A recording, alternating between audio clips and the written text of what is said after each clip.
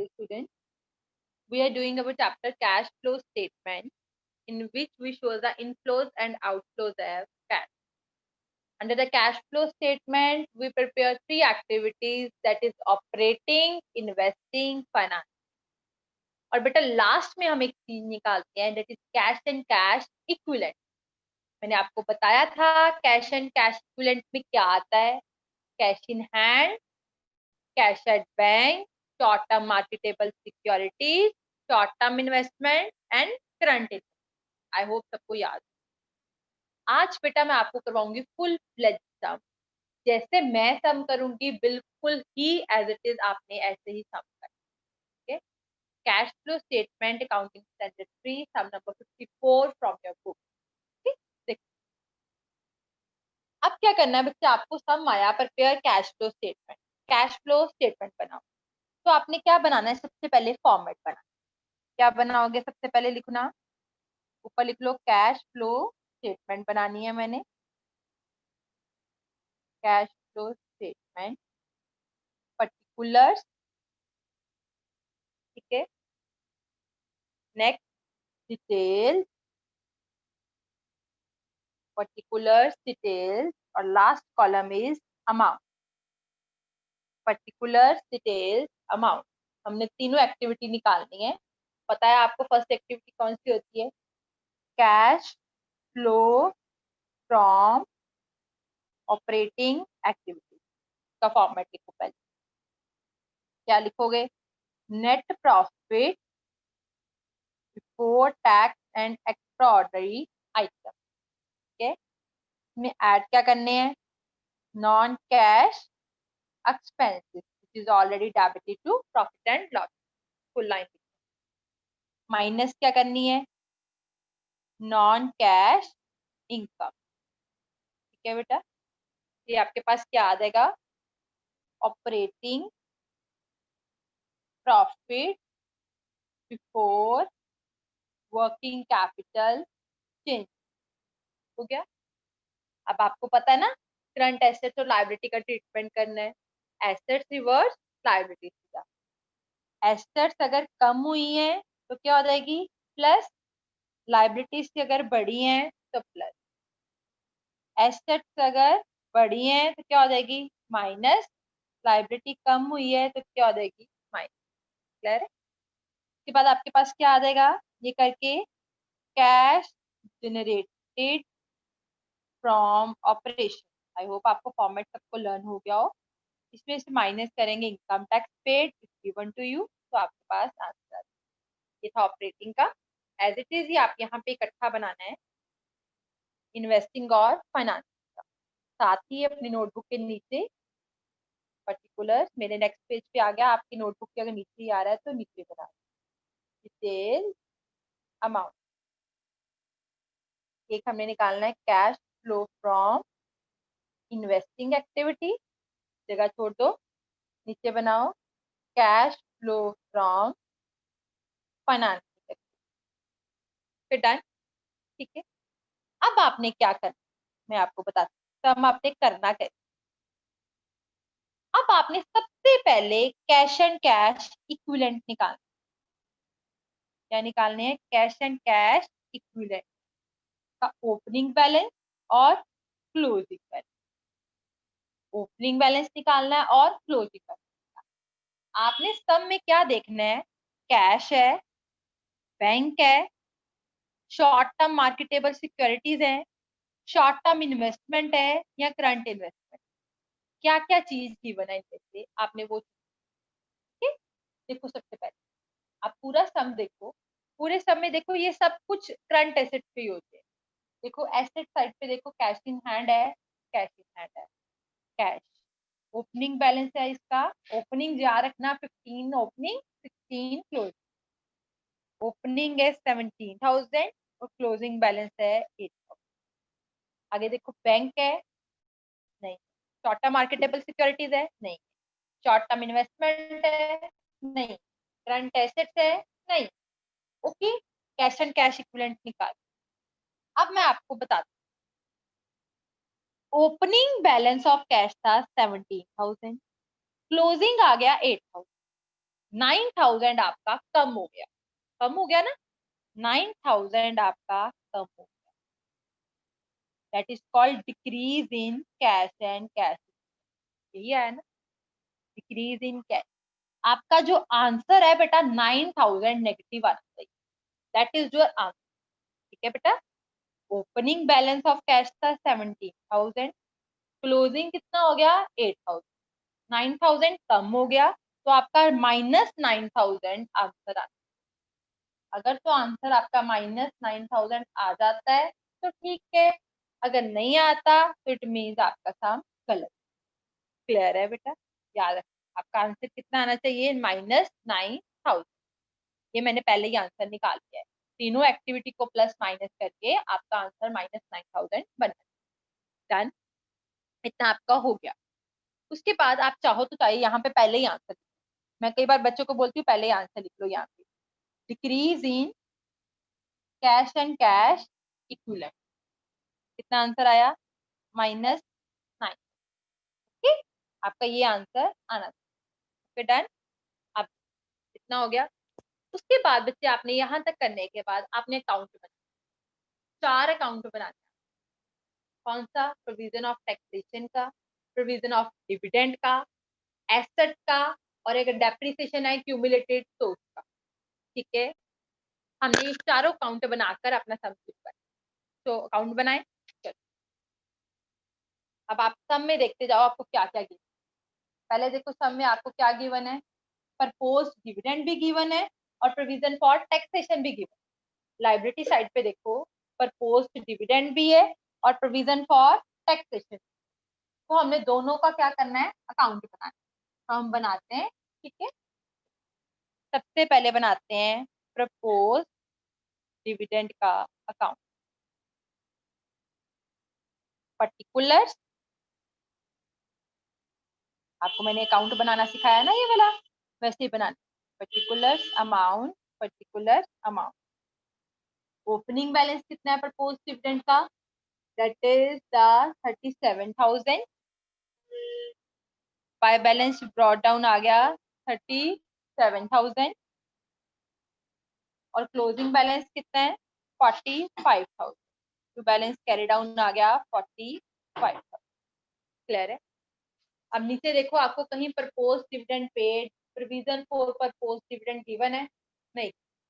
मैंने आपको बताया था इंटरिम डिविडेंड और प्रपोज डिविडेंड अलग होते हैं। ठीक है, इंटरिम डिविडेंड जो with in the year declare करते हो, प्रपोज डिविडेंड जो इक्विटी शेयर होल्डर को नहीं गिवन। तो हम क्या अज्यूम करेंगे, we assume that we have paid the dividend of previous year। हमने प्रीवियस ईयर का डिविडेंड पे कर दिया, तो डिफरेंस क्या आ गया, by profit and loss account, that is 45,000। ठीक है, टोटल कर लेते हैं 45,000 प्लस 37,000,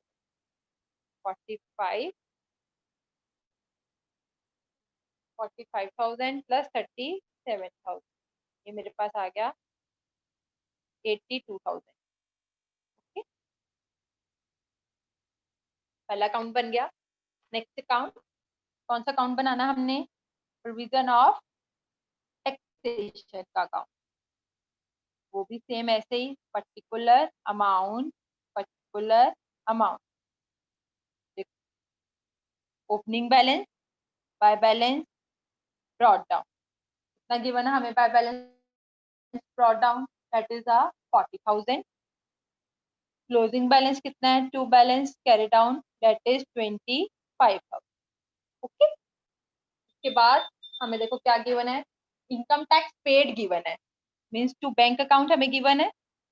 कितना गिवन है टू बैंक अकाउंट हमें, 30,000। तो हम बैलेंस निकाल लें, 30 प्लस 25, ये कितना आ गया 55,000। 55,000 माइनस 40,000, 55,000 माइनस 40,000, ये आ गया मेरे पास 15,000। ये आ गया बाय प्रॉफिट एंड लॉस का, इस प्रोविजन आ गया। ठीक है बेटा, ये हो गया। हमें यही दो इंफॉर्मेशन का ट्रीटमेंट करना होता है, इसका इसका इसका और ठीक है बेटा, आई होप ये हो गया हो। अब देखो क्यूमुलेटिव डेप्रिसिएशन गिवन है, एसेट्स पे देखो नहीं, अब देखो फिक्स एसेट कौन कौन सी गिवन है, एक है लैंड एंड बिल्डिंग और एक प्लांट, तो दोनों का अकाउंट बनेगा प्लांट अकाउंट। बनाए पहले एसेट का opening balance debit side, liabilities का opening balance credit side, particular amount particular amount, हो गया। करें to balance brought down by balance carried out.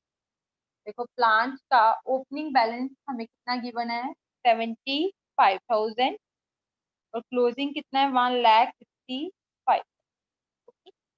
तो नीचे देखो एडजस्टमेंट में डेप्रिसिएशन गिवन है हमें प्लांट और लैंड एंड बिल्डिंग।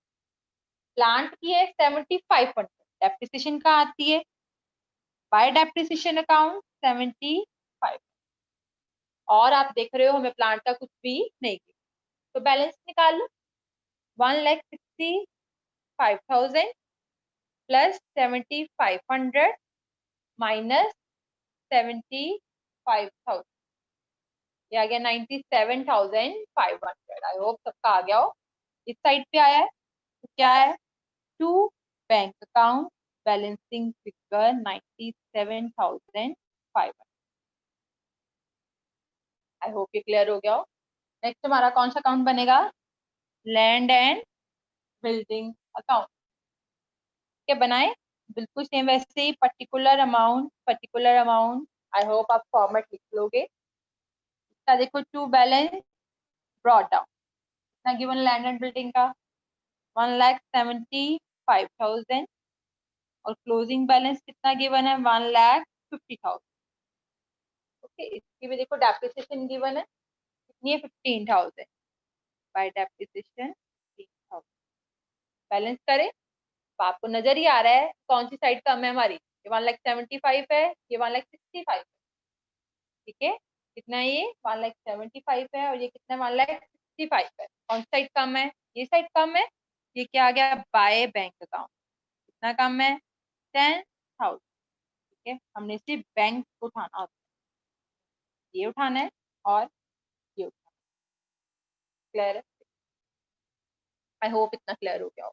सबसे पहले मैंने क्या किया, मैंने सबसे पहले सारा फॉर्मेट बना दिया। ठीक है उसके बाद मैंने कैश एंड कैश इक्विवेलेंट का ओपनिंग और क्लोजिंग बैलेंस निकाल लिया।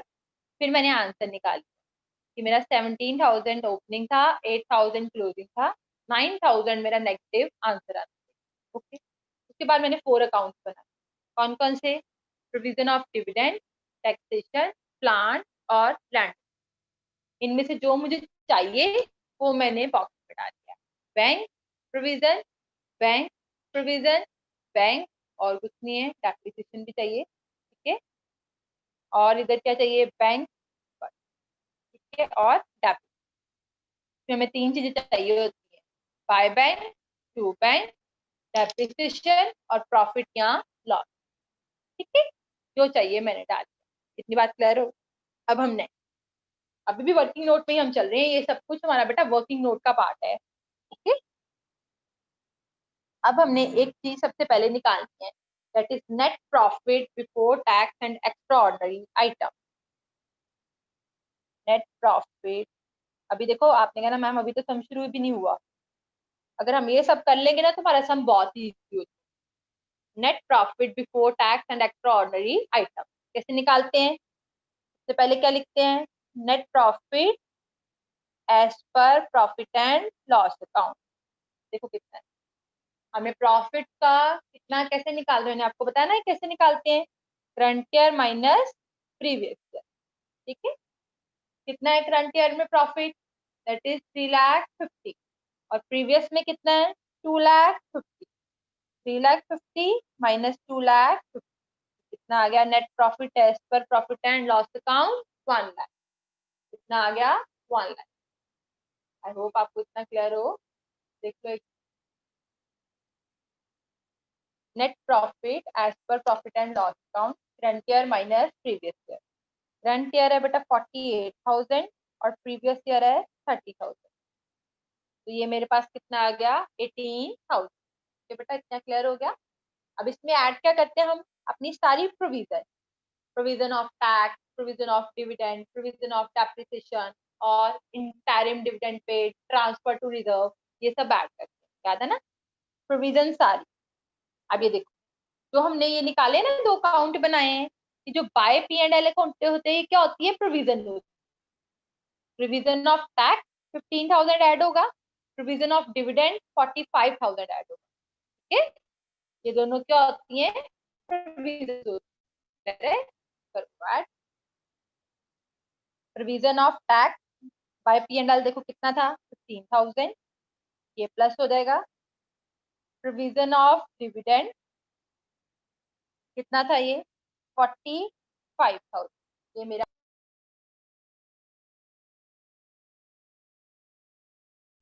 नेक्स्ट हमने बेटा प्लस करना है, नेक्स्ट हमने बेटा प्लस करना है इंटरिम डिविडेंड पेड, कितना है 17,500। प्रोविजन ऐड हो गई, interim dividend paid ad, provision of bad debts नहीं है। अब आपने क्या देखना है, कोई रिजर्व तो नहीं है। रिजर्व कैसे देखोगे, अपने सम में देखो लाइबिलिटी साइड पे जनरल रिजर्व गिवन है, ये बेटा आपको फॉर्मेट लर्न करना पड़ेगा, ठीक है। प्रोविजन सारी ऐड और ट्रांसफर टू रिजर्व है। रिजर्व था 40, अब कितना हो गया 60, बढ़ गया है रिजर्व। 40 था, अब कितना हो गया 60 हो गया। क्या लिखोगे, ट्रांसफर टू रिजर्व। कितना ट्रांसफर हो गया 20,000, क्लियर है। कितना था 40 था 60 हो गया, कितना रिजर्व बढ़ गया 20,000। फंड ऑफ टैक्स भी नहीं है, तो अब आप ये प्लस करो, कितना आया देखो 18,000 प्लस 15,000 प्लस 45,000 प्लस 17,500 प्लस 20,000, ये आ गया मेरे पास 1,15,500, 1,15,500। ओके, आई होप आपको इतना क्लियर हो गया हो। अब हम अपना सम, ठीक है। अब सबसे पहले हमने क्या लिखा था, net profit before tax and extraordinary item, ये मेरे पास आ गया। कितना है मेरे पास, डिटेल्स में लिखना है 1,15,500। अमाउंट कॉलम में नहीं लिखना, अमाउंट में हम नेट आंसर लिखना 1,15,500। ऐड क्या करने हैं, नॉन कैश एक्सपेंसेस, वो कौन से होते हैं, like depreciation, goodwill right of, preliminary expenses right of, loss on sale of asset, देख लेना कौन कौन। अब हमें डेप्रिसिएशन गिवन, गिवन है ना, कितनी है, एक है प्लांट की और एक इसकी है लैंड एंड बिल्डिंग। प्लांट की है 7,500 और लैंड एंड बिल्डिंग की कितनी आपको गिवन है 15,000। नेक्स्ट, नेक्स्ट और क्या गिवन है आपको, कहीं loss on sale of asset तो नहीं है, नहीं। प्रॉफिट माइनस होते हैं वो भी। अब और देखो क्या होता है, प्रीलिमिनरी एक्सपेंसेस या गुडविल तो नहीं है, एसेट साइड पे देखो जो होता जाता है ना उसको टिक लगाते जाना आप। प्रीलिमिनरी एक्सपेंसेस नहीं है, गुडविल है, गुडविल पे टिक लगा लो, ये हो गया आपका। 1 लाख थी 75,000 हो गई है, कम हुई है ना तो राइट ऑफ, ज्यादा होती तो क्या होना था हमारा, purchase of fix asset 25,000, clear है। नॉन कैश इनकम हमारी कोई, तो मेरे पास ये आ जाएगा operating profit before working capital change. इसमें आप तीनों चीजें प्लस कर, प्लस 7,500 प्लस 15,000 प्लस 25,000, तो ये मेरे पास कितना आ गया 1,63,000 हो गया। अब इसमें किस कौन सा ट्रीटमेंट करना है, करंट एसेट का और करंट लायबिलिटी का, तो हम करते हैं ध्यान से। करंट एसेट लायबिलिटी कौन कौन सी, नीचे देखो करंट एसेट कौन सी है, debtor, stock, bill receivable, cash का कुछ नहीं करना क्योंकि वो इक्विवेलेंट में आता है। Debtor, stock, bill receivable. Debtor देखो पहले 1,50,000 थे 2 लाख हो गए, 1,50,000 थे कितने हो गए 2 लाख हो गए, तो क्या ये इंक्रीज इन डेटर। डेटर्स अगर बढ़े हैं तो क्या होने हैं माइनस, कितने बढ़े हैं 50,000, ये ब्रैकेट में डाल दिया। नेक्स्ट स्टॉक 75 था 90 हो बढ़ गया, इंक्रीज इन स्टॉक बड़ा है, कितना बड़ा है 15,000, ये भी माइनस हो जाएगा। ठीक है, नेक्स्ट बिल रिसीवेबल 25 थे 30 हो बड़े, इंक्रीज इन बिल रिसीवेबल कितने बड़े हैं 5,000, एसेट बड़ी है तो माइनस हो जाएगा। क्लियर है बेटा। नेक्स्ट अब लायबिलिटी देखो, कौन कौन सी लायबिलिटी देखो हो गया, क्रेडिटर्स और बिल के काउंट है वो नहीं देखना, पोस्ट डिविडेंड का भी काउंट बनाया है वो भी नहीं देखना, प्रोविजन ऑफ टैक्सेशन का भी काउंट बनाया है तो वो भी नहीं। ठीक है, तो हमने कौन सी रहेगी क्रेडिटर्स और बिल पे। देखो क्रेडिटर्स, क्रेडिटर्स 50 थे 75 हो गए हैं, बढ़ गए हैं, कितने बढ़ गए हैं 25,000। क्रेडिटर्स अगर बढ़े हैं तो वो क्या होते हैं हमारे प्लस। ठीक है, बिल पेपर 20 थे 15 हो गए, डिक्रीज हो गए हैं, कितने डिक्रीज हुए हैं बिल पेपर 20 थे 15 हो गए हैं, 5,000 से डिक्रीज हो गए, ये हमारे क्या हो जानी है decrease in bill paper that is 5,000। Okay, तो अब हम करें 1,63 में से 50,000 माइनस 15,000 माइनस 5,000 प्लस 25,000 माइनस 5,000, ये मेरे पास आ गया 1,13,000 cash generated from operation. Clear है बेटा, आई होप इतना क्लियर हो गया हो। इसमें से क्या माइनस करते हैं, इनकम टैक्स पेड, जो आपने प्रोविजन ऑफ टैक्सेशन का अकाउंट बनाया है ना, उसमें टू बैंक देखो कितना लिखा है इनकम टैक्स पेड 30,000, तो वो माइनस माइनस करो, कितना है 1,13,000 माइनस 30 83,000। जो नेट आंसर आया ये आपने अमाउंट कॉलम, ओके, प्लस में आया ना तो क्या लिखोगे net cash flow from operating activity. देख लो पहले एक बार ऑपरेटिंग एक्टिविटी सारी, करना वैसे ही जैसे आपको करवाया है, एक एक एक्टिविटी जैसे करवाई है बिल्कुल वैसे ही करना है, अब हमने इकट्ठा करना। आई होप ये आ गया हो। नेक्स्ट हमने क्या करना है, इन्वेस्ट। इन्वेस्टिंग के लिए हमने क्या करना होता है, मैंने आपको बताया ना, इन्वेस्टिंग के लिए हमने क्या करना होता है, हमने जो एसेट अकाउंट बनाया है उसका टू बैंक और बाय बैंक। ठीक है, और कोई इंटरेस्ट रिसीव और डिविडेंड रिसीव तो नहीं है, वो तो हमें दिया ही नहीं हुआ, ना इंटरेस्ट रिसीव्ड है ना डिविडेंड। तो हमने जो एसेट अकाउंट बनाया ना, ये देखो जो प्लांट का बनाया है, इसमें टू बैंक आया that is purchase of plant means outflow of cash, इसमें बाय बैंक आया means sale of land inflow of cash. ये हमने डाले,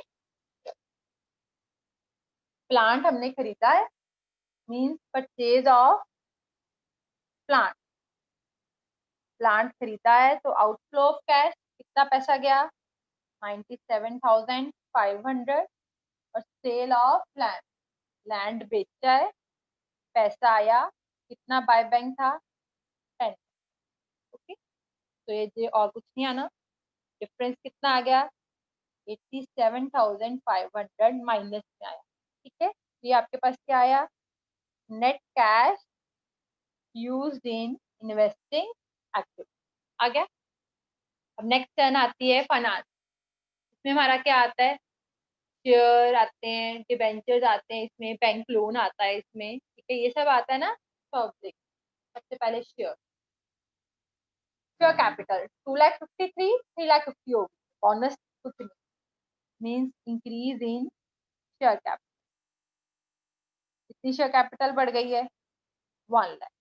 ओके, नेक्स्ट प्रेफरेंस 1,50,000 थी 1,00,000 हो गई, कम हो गई है, redemption of preference share 50,000 minus.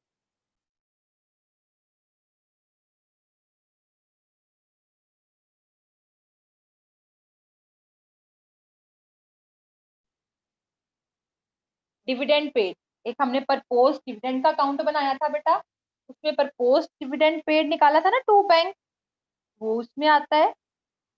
ठीक है, और एक लास्ट में हमें गिवन है इंटरिम डिविडेंड पेड, ये आता है। ठीक है, और हमें डिबेंचर्स नहीं है तो हम इंटरेस्ट नहीं करते, क्योंकि डिबेंचर्स पे और लोन पे ही इंटरेस्ट लगता है। प्रपोज डिविडेंड हमने कितना पे किया है 30,000, सॉरी 37,000, और इंटरिम डिविडेंड कितना पे किया हमने 17,500। ओके, निकालो आंसर कितना आता है, और तो कुछ है नहीं। 1 lakh minus 50,000 minus 37,000 minus 17,500। 1 lakh minus 50,000 minus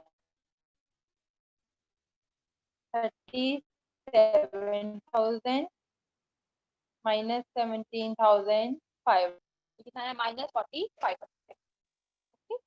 ये क्या है आपके पास, net cash used in financing activity. तीनों एक्टिविटी होगी। अब देखो तीनों एक्टिविटी को टोटल करके आपका -900 आंसर आता है। अगर आता है तो इट मींस आपका सम ठीक है, नहीं आता तो आपका सम गलत। आंसर तो हमने बेटा पहले ही निकाला हुआ था -9, तो ये आंसर आना चाहिए। ठीक है, माइनस वाली मेरी आइटम है, साइड पे निकाल के देखते। माइनस वाली मेरी आइटम्स कौन कौन सी हैं, एक है 87,500 और एक है 4500, दोनों माइनस। तो प्लस करो कितना आता है 87,500। ये आंसर आया था इन्वेस्टिंग का, और फाइनेंसिंग का आया था 45। ये आया -92,000। ठीक है, और देखो ऑपरेटिंग का आंसर मेरे पास कितना है 83,000।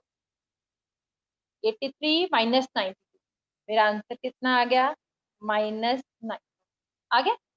तीनों एक्टिविटी को प्लस माइनस करके मेरा -9,000 अगर आंसर आ जाता है तो इट मीन सब मेरा ठीक है, वरना मेरा गलत। मैंने आंसर पहले ही, ठीक है बेटा। इसमें दो लाइनें तो क्या, decrease in cash and cash equivalent आ गया। Opening balance of cash and cash equivalent, ऐसे भी आंसर मैच कर जाता है। जैसे आपका -9,000 आ गया, इसमें opening balance of cash plus करो तो आपका क्लोजिंग बैलेंस ऑफ कैश आता है। क्लोजिंग बैलेंस ऑफ कैश आ जाता है 17 minus 9 8,000। That is closing balance of cash and cash equivalent. Decrease लिख लिया पहले, ये आंसर आ गया। इसमें अगर मैंने opening balance of cash plus किया 17,000 तो मेरा आंसर क्लोजिंग बैलेंस आना चाहिए। 17 माइनस 9 8 आ गया, दिस मींस मेरा सम ठीक। तो हम दो तरीके से अपना सम, ठीक है बच्चे। आई होप आपको पूरा सम क्लियर होगा। If you have any problem, then you can ask. Thank you.